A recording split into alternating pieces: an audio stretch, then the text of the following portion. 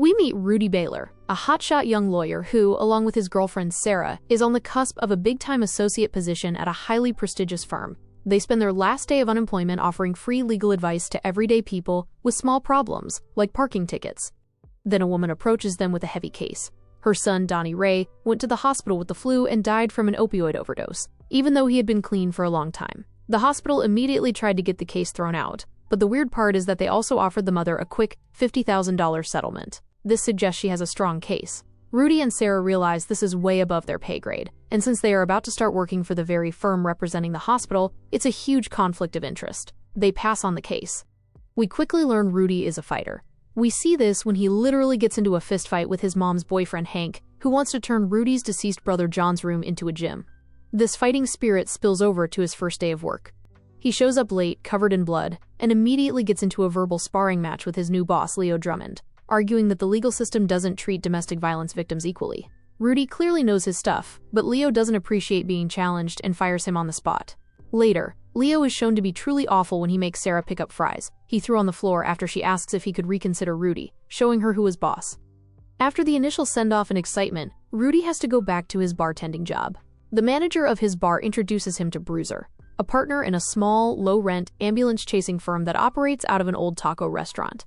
Rudy's only colleague is Deck, a likable but unreliable guy who has failed the bar exam 7 times. They show Rudy the ropes, patrolling hospital corridors to sign people up for no-win, no-fee cases, the lowest rung of legal work. While doing this, Rudy runs into Melvin, a man handcuffed to a wheelchair. Melvin is quickly poached by another lawyer, but he reappears later when Rudy decides to take on Donnie Ray's potentially massive case against his former employer. We learn that Melvin was one of the nurses who treated Donnie. The biggest red flag comes when Rudy injects an old woman who recognizes him, which confirms Melvin is a murderer. Clearly something huge is amiss with this whole hospital situation. Things get messy for Rudy, because Sarah is now working for the firm he plans to sue. Even worse, thanks to her bizarre talent for memorizing the first line of every book she's read, Sarah has been assigned to the account of Wilfred Keeley, the CEO of the hospital.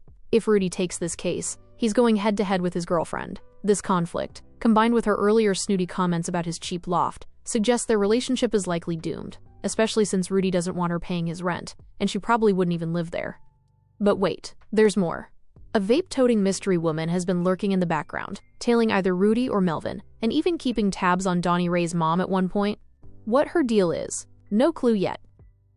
We finally know why Melvin is a killer. He's out for revenge after someone torched his house and murdered his mother. He's running around fueled by grief, cash, and whatever's in those syringes he keeps packing. Rudy and Deck resort to some seriously risky moves to fight back. They eavesdrop on Melvin's pre-trial meeting to find out where he's staying, and then they sneak into his motel room. This backfires in a spectacular way when Melvin returns and drives his truck right through the window like he's auditioning for Fast and Furious. The risky move pays off, though. They find the address for Jackie Lemansisk, the other nurse on shift when Donnie Ray died. Melvin's villainy escalates when he realizes Vape Lady and her sidekick Ethan are tailing him. He kidnaps Ethan, drags him to the woods, and tortures him for information. Melvin keeps saying he's just a nurse, but his skill set clearly goes way beyond patient care. This is terrifyingly confirmed when Rudy and Deck arrive at Jackie's place and see a body being zipped into a bag. Despite the escalating body count, Dot's case is still tough to fight legally. The autopsy shows opiates in Donnie Ray's system, making it hard to argue he died by other means. While a settlement is the logical next step, Dot insists her son was clean and was murdered, so she won't accept a deal. To prove her right, Rudy and Deck search Donnie's apartment and find proof of his sobriety, framed sobriety coins, and a wood carving station that requires a steady hand. The true smoking gun is Donnie's months-old urine left in the toilet. They test it, and it proves Donnie did not have drugs in his system before the hospital. The urine is inadmissible in court due to poor collection and handling, but it arms Rudy for a brilliant legal maneuver against his old boss, Leo. Leo tries to get the case tossed out, but Rudy cites case law proving that hospitals routinely administer morphines, which would show up as opioid on the toxicology report. Since the report isn't specific about which opioid, Rudy successfully argues there's a genuine dispute over the cause of death. The judge agrees and denies the motion, meaning the case is officially going to trial, much to Bruiser's delight. The hospital's CEO, Keeley, who clearly has something to hide, is willing to raise the settlement offer, but since Dot won't budge, Leo starts fighting dirty on the personal front. He begins questioning Sarah about Rudy, We already know Sarah and Rudy decided to keep their jobs and not let the case come between them, but Leo using their relationship to get dirt on Rudy means their reconciliation is likely doomed when he eventually finds out. A potential love rival has already been teased in the form of Rudy's cold neighbor Kelly. She seems hostile at first, but we find out she's likely in an abusive relationship, adding another layer of personal drama right next door. The settlement talk arrives, and Rudy manages to convince Dot to come in. But when Brad Noonan is brutally patronizing, saying Dot is showing courage as she struggles to sign, Rudy realizes that taking the money won't give Dot peace. He understands her grief, having lost his brother John, and stops her from signing. There will be no deal. This case is going to court. Bruiser visits her jailed father after Leo mentioned him for no reason. The former lawyer, doing time for shady business, tells his daughter to do whatever Leo asks, fearing his imminent early release will be jeopardized if she resists. This confirms Leo's firm grip on the situation. At the same time, Rudy's relationship with his girlfriend Sarah is falling apart. Sarah's firm buys her a fancy new house, and she gifts Rudy an expensive suit, which makes him uneasy. Her snitching is confirmed during a meeting when Leo unknowingly makes a nasty remark about the suit. While Leo assumes Rudy is wearing the suit Sarah bought, a detail he shouldn't even know, Rudy is actually wearing his dead brother's suit. What the hell is Sarah doing? Despite the personal drama, Rudy and his partner Deck are making real progress on the wrongful death case. Their first big move is ambushing Dr. Daniel Mulvaney, the physician who treated the victim, Donnie Ray, on the night he died, at an Alcoholics Anonymous meeting. The doctor confesses that the crucial witness, Jackie, is probably hiding with her ex-boyfriend, Charlie. Rudy and Deck confirm the lead, and Charlie is secretly hiding Jackie in his workshop to help her disappear, without the knowledge of his wife Amber, who clearly despises Jackie. Rudy's deposition of Dr. Mulvaney is brilliant. He quickly establishes that the doctor is unreliable, barely remembering his patients after being asked. When Sarah prompts the doctor about the azaleas flower that was in the patient's hospital room at the time he died to try and help him recall the case, the doctor reveals he remembers the room because he was severely allergic to the flowers. This detail gives Rudy a huge lead. Since the victim's mother didn't know he was in the hospital, the azaleas must have been for someone else. Donnie Ray must have had an hospital roommate, who is now a key witness. The biggest break comes when Deck tracks down the roommate, Ross Cho. Ross reveals that a male nurse came in and injected something into Donnie Ray's IV bag, whispering his terrifying catchphrase, "It's okay, I'm a nurse." Ross identifies the nurse from a photo as Melvin Pritchard.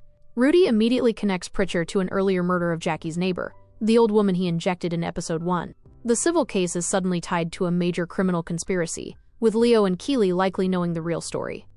On getting home, Rudy has a tense encounter with his neighbor's abusive husband Cliff, who confronts Rudy in his apartment, baseball bat in hand, accusing him of looking at his wife Kelly through the window.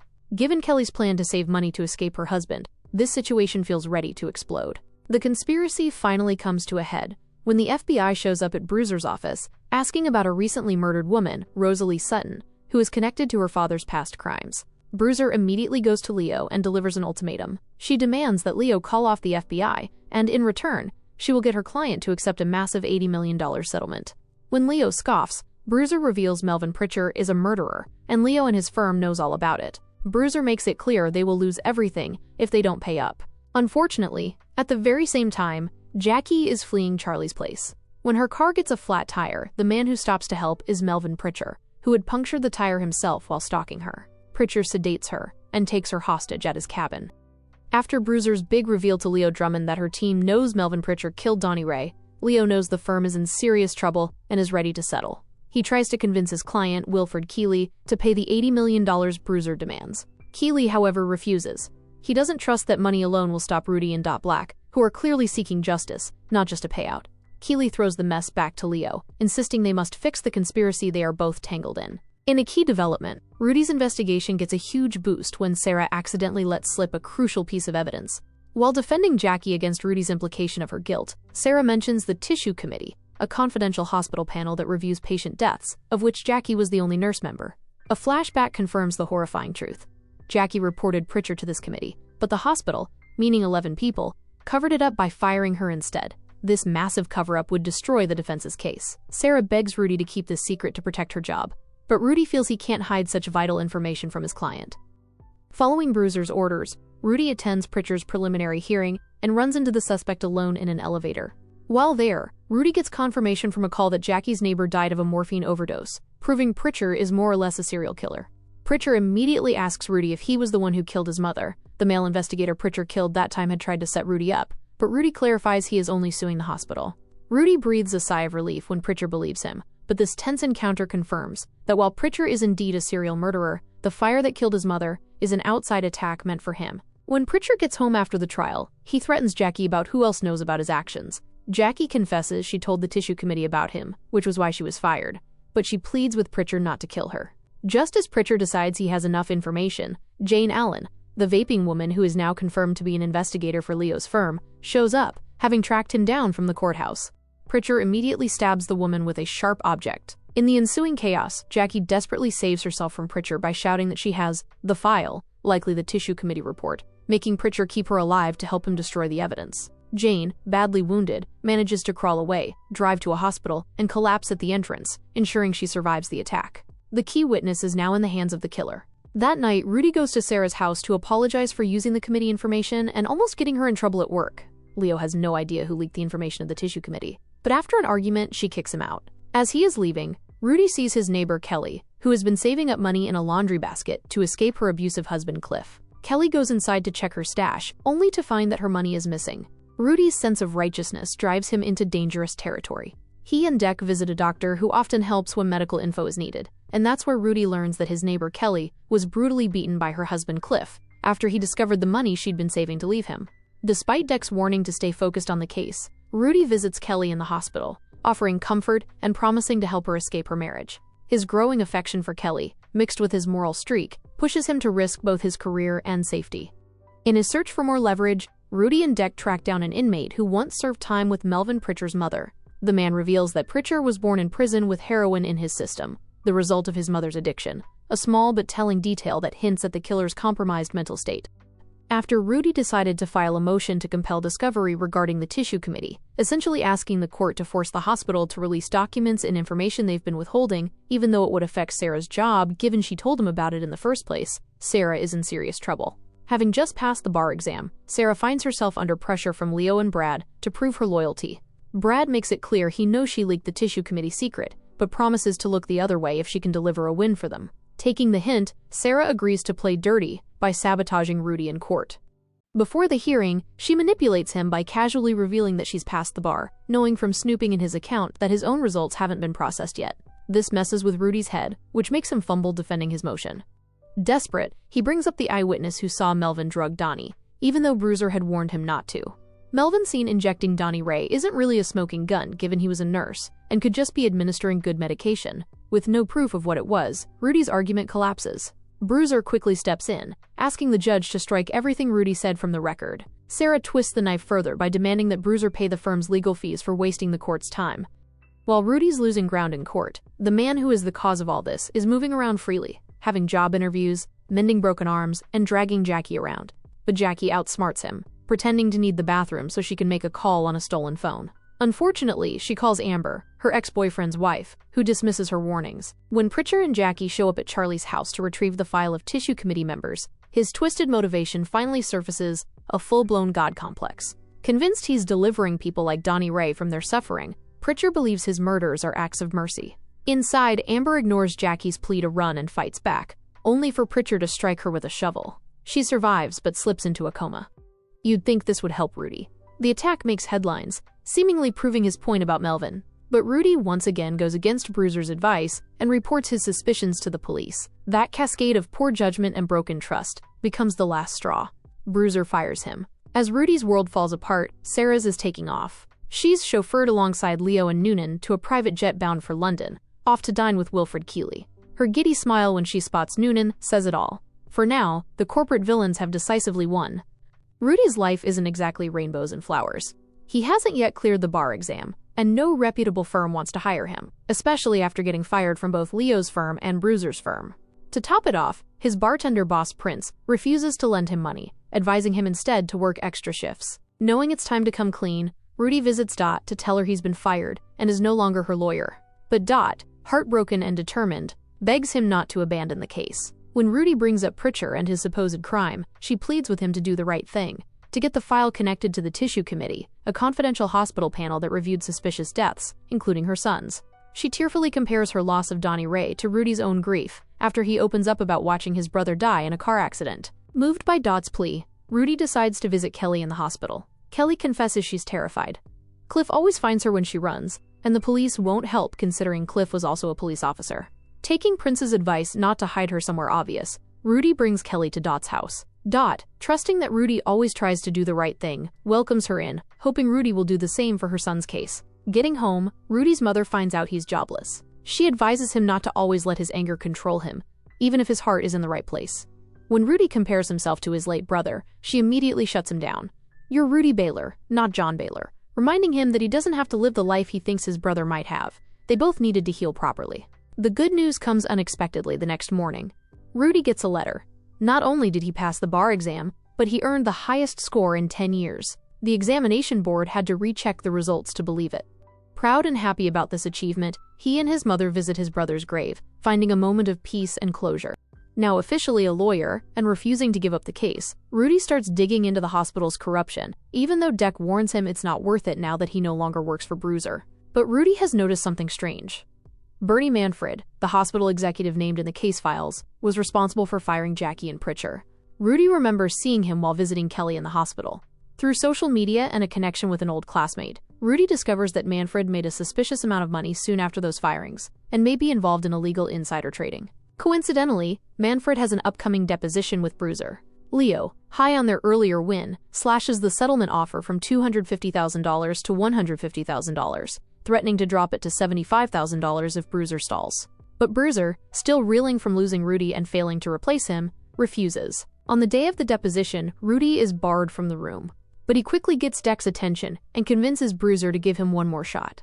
Rudy explains that Manfred sold off nearly all his hospital stock just days after meeting with Jackie, a clear sign he knew something bad happened that when released, the hospital stock would plummet.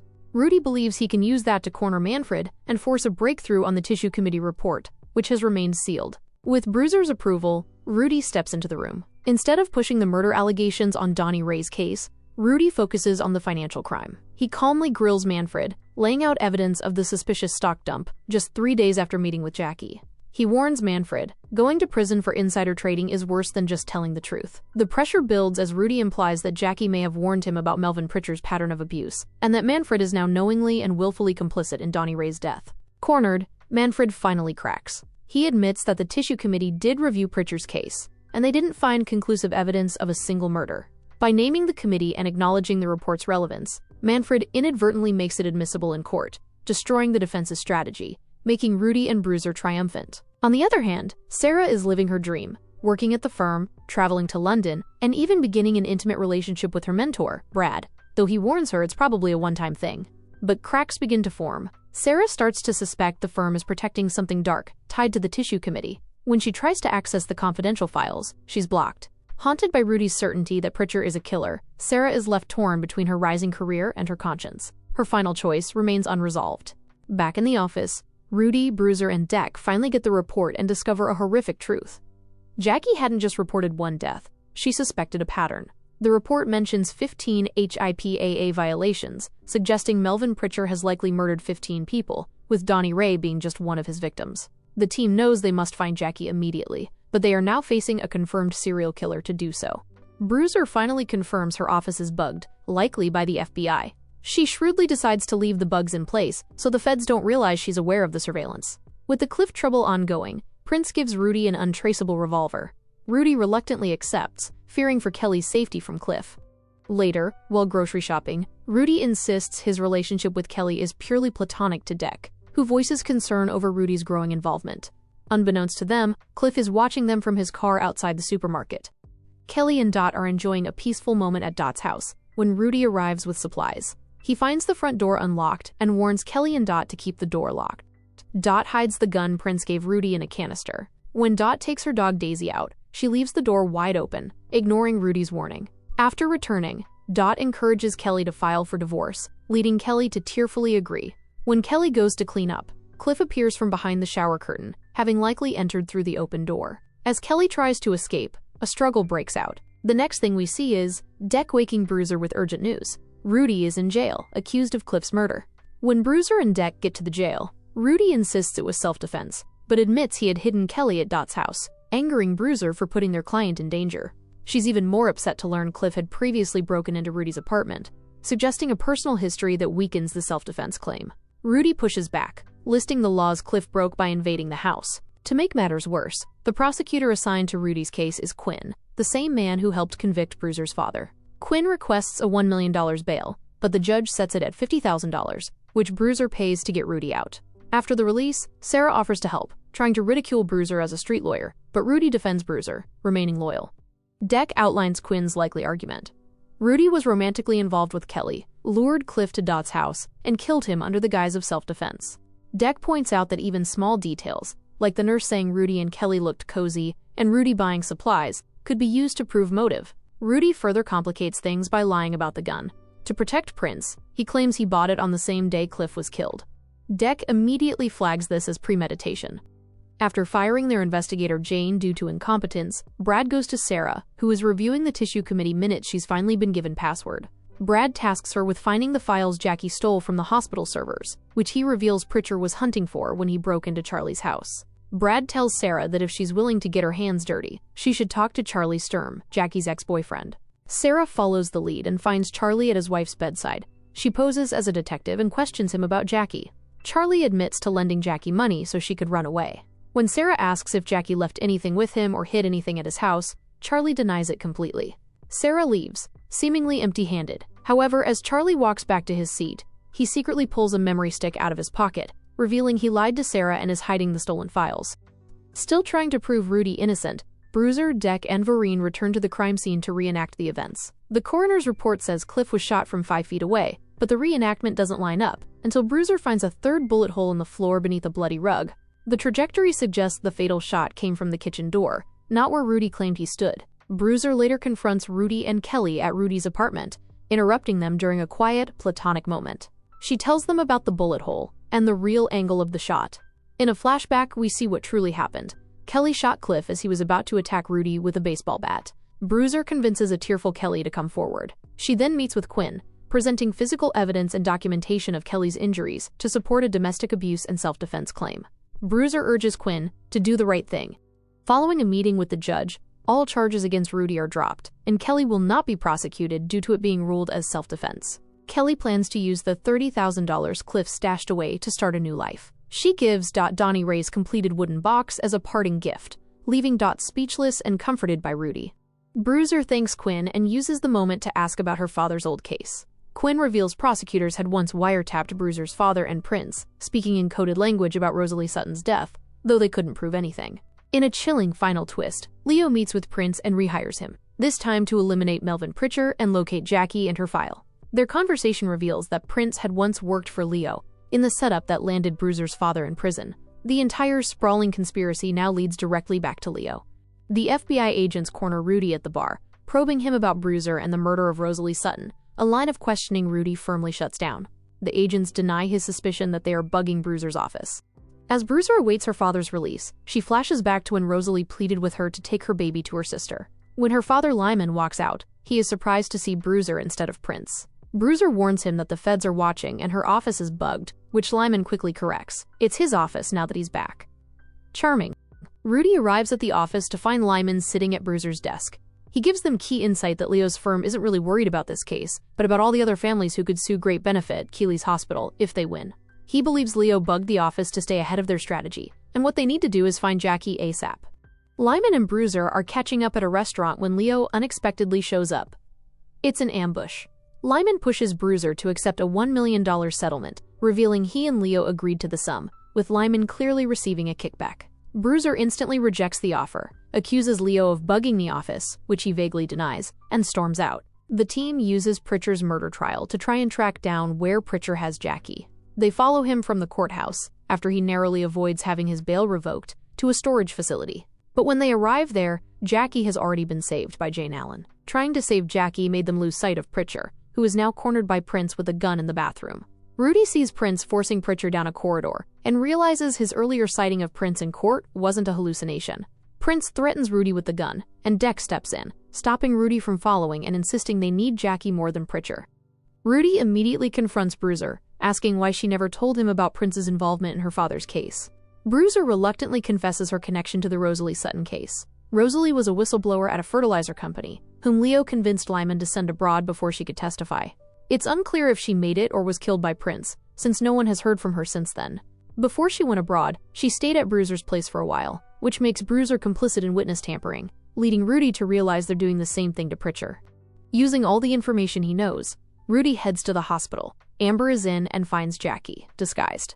When he identifies her, Jackie runs, but Rudy chases her down, saying he represents Donnie Ray Black's mother and that he believes her. Jackie, scared and untrusting, insists she can't help and runs off again. While Rudy is chasing down leads, Sarah's facing her worst nightmare. After publicly announcing Sarah would be handling the trial preparations, Brad is butthurt but acts cool, even offering to help Sarah prepare. They are at her apartment when Brad tries to resume their intimate relationship, which Sarah refuses at first but later gives in. All is going well until Brad begins choking her. What the hell? When he finally lets her go, he is not even remorseful. The next day, he tries to act like nothing happened, bringing her coffee, which Sarah rejects. He begins making degrading comments, which shows he might not be all that okay in the head. Undeterred, Sarah meets with Keeley. She risks everything by suggesting he tried to cover up Pritchard's crimes. Keeley, having grown fond of Sarah, offers her a way out. Leave Leo's firm, walk away from the corruption. But Sarah chooses to stay, advising him to emphasize his good intentions on the stand. After Rudy confronts Prince, asking if he killed Pritchard, which all he has to say is let it go, Lyman arrives at the office to announce they are dropping the case, claiming authority because Black signed with his firm. Bruiser realizes Leo paid him off. But Rudy corrects Lyman. Fired J. Lyman Stone and Associates an hour ago and signed with Rudy Baylor, attorney at law. Bruiser is visibly impressed. Rudy hands in his resignation. When Lyman questions if Rudy can make it on his own, Bruiser proudly confirms he can. Deck wants to go with him but hesitates, prompting Bruiser to fire him, which makes it easy for him to leave. The next day, Bruiser drives to a house and watches a little girl playing outside, confirming she did help Rosalie leave her child with her sister. She hoped that as soon as she settled down, she would take her daughter with her. But unfortunately, that day never came. She leaves a pink rattle toy on the welcome mat, a final goodbye to the past. With Rudy now running the case solo, after his former boss Lyman Stone tried to sell out the client, the medical malpractice trial against Great Benefit Hospital finally begins. Against Deck's logical plea to focus on the winnable medical negligence angle, since they don't have evidence to prove murder, Rudy follows Dot's request to do the right thing and introduces the murder angle in his opening statement. Furious, the judge pulls Rudy and Leo into her chambers, reminding Rudy that he chose not to amend his complaint. When Rudy admits he doesn't have evidence yet, Leo pounces, demanding the case be dismissed. The judge gives Rudy 24 hours to find proof. Rudy knows only one person can help, Jackie Lemonsisk. Luckily, Rudy finds the detective protecting Jackie in attendance at the trial and, with Dot's help, convinces Jackie to testify. Jackie finally states that not only was Donnie Ray murdered, but she has evidence of 14 other victims, totaling 15 mysterious overdose deaths where Melvin Pritchard was the ER nurse. Jackie reveals she stole data from the narcotics dispensing machine, proving Pritchard took the drug in a 3-second window after canceling the transaction. Leo immediately objects, arguing the evidence is stolen and inadmissible. The judge agrees but denies the motion to dismiss the case, allowing the trial to proceed on both negligence and murder conspiracy. Since they couldn't use the data Jackie had obtained, Rudy demands that the hospital hand them the data from their narcotics dispensing machine. With the evidence dismissed, Leo claims the hospital's records are automatically erased after 90 days, leaving Rudy with no proof. The trial starts to collapse for Rudy. They have no evidence that can be used in court. Then they find out Leo's firm has already paid off the other 14 victims' families to keep quiet and not pursue a case. When Dot takes the stand, Leo cruelly suggests her addict son may have relapsed without her knowledge, trying to paint Dot as biased. Just as all doors close, Bruiser rides to the rescue. She tells Rudy that Leo is likely lying about the 90-day erase policy, and that proving this lie will shatter the defense's credibility. She advises Rudy to put Jackie back on the stand as an expert witness, since she was a nurse at the hospital. Taking Bruiser's advice, Rudy puts Jackie back on the stand as an expert witness. Jackie testifies that the machine never erases data unless a special master code, known only to hospital executives, is used. Rudy also presents a letter from the manufacturer confirming this lie. Displeased with Leo's clear deception, the judge allows Jackie to present her evidence to the jury. Jackie recounts seeing Pritchard leave Donnie Ray's room during a code red, when he should have been rushing in, and discovering the 14 other overdose cases, all tied to Pritchard. The ongoing trial confirms Sarah's moral abandonment. She is fully bought into the firm, and was the one who personally compensated the other 14 families to drop the case. After doing a background check, she requests to cross-examine Jackie and is absolutely brutal, attacking Jackie's character to the point of humiliation. Sarah brings up Jackie's history of stealing, patient confidentiality violations, and even accuses her of cheating on her exams and harassing an ex-boyfriend, Charlie, and his wife Amber, successfully painting Jackie as an unstable, untrustworthy witness. During all of this, Lyman and Prince receive payment from Leo's firm's representative Brad and prepare to flee the country. Before leaving, Lyman confesses the truth about the Rosalie Sutton case to Bruiser. Rosalie was shot by the party they were supposed to hand her over to near the Canadian border because she was a liability who would have eventually been killed anyway. Bruiser confronts Prince, telling him he should have helped Rudy win the case instead of dancing to Leo's tune.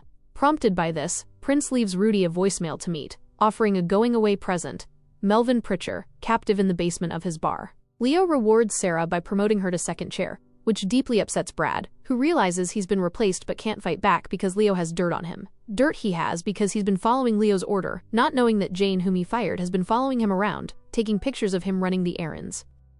Bruiser arrives at Yogi's, and before Rudy can tell her about Prince gifting him Pritchard, she volunteers to be his second chair. Rudy brushes her off and takes her to the basement, showing her Pritchard tied up. They agree the only way to use Pritchard as a witness is to inform the cops. While imprisoned, Rudy implores Pritchard to confess, since that is the only way he can bring down Leo's firm Tinley Britt and Great Benefit.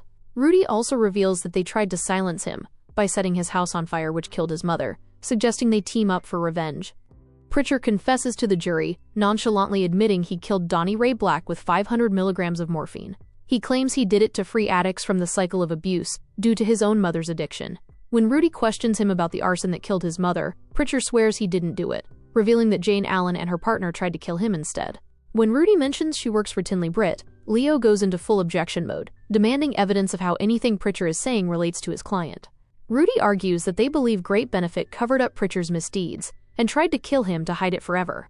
Leo takes the cross-examination and tries to provoke Pritchard into saying he hates his mother and her cycle of drug abuse and recovery. He discusses how Melvin's mother was an addict when she conceived him, which is why Melvin was addicted to heroin as a newborn.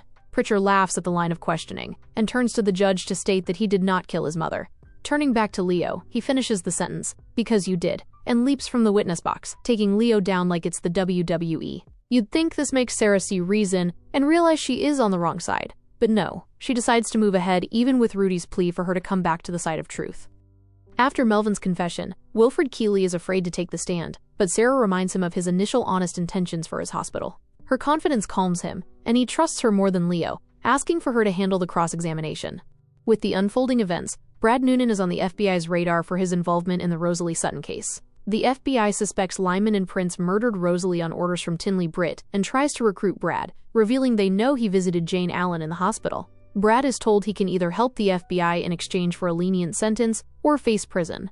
Brad tries to lie to Leo that he rejected the FBI's offer, but Leo, having anticipated Brad's reaction, knows he has a wire under his shirt. With Brad no longer useful, Sarah throws him under the bus in court. She establishes that Brad Noonan also has access to the master code for the narcotics dispensing machine, suggesting that the data could have been erased by someone other than Keeley, thus deviating the blame. Keeley is relieved, and his trust in Sarah is affirmed. Rudy decides to put Leo on the stand, despite Bruiser and Deck's warnings. Rudy hopes to prove Tinley Britt knew about the security lapses at the hospital. Leo, an experienced advocate, walks into Rudy's trap on purpose, only to ridicule Rudy's tactics, deeming them cheap lawyer tricks. On a lunch break, Bruiser and Deck beg Rudy to drop his fixation with Leo. Rudy agrees, rests their case, and is rewarded when the judge, recalling Leo was a witness, disqualifies him from serving as Great Benefit's counsel for the closing statement. Leo is forced to hand over his responsibilities to his second chair, Sarah. In her closing argument, Sarah tries to encourage the jury to ignore emotion, even stooping low enough to bring up Rudy's deceased brother to frame Rudy as an inexperienced, overzealous lawyer with a personal vendetta. Rudy focuses on justice. After the gruesome back and forth, the jury declares Great Benefit Hospital Systems guilty of conspiracy, finding they knowingly and fraudulently concealed Donnie Ray Black's murder. The jury awards $1.5 million in compensatory damages and a massive $80.5 million in punitive damages. Wilfred Keeley is quite obviously disappointed. Now that he has lost the case, it's likely that more and more victims of Great Benefit will gather the courage to come forward. The verdict triggers immediate consequences. The FBI accosts Leo for his cooperation in the Rosalie Sutton murder investigation. Brad attempts to flee the country, but is arrested and locked up. With Brad in prison and Leo under investigation, Sarah is pretty much the face of Tinley Britt at the moment. She has earned her promotion and is already enjoying the city view from her office.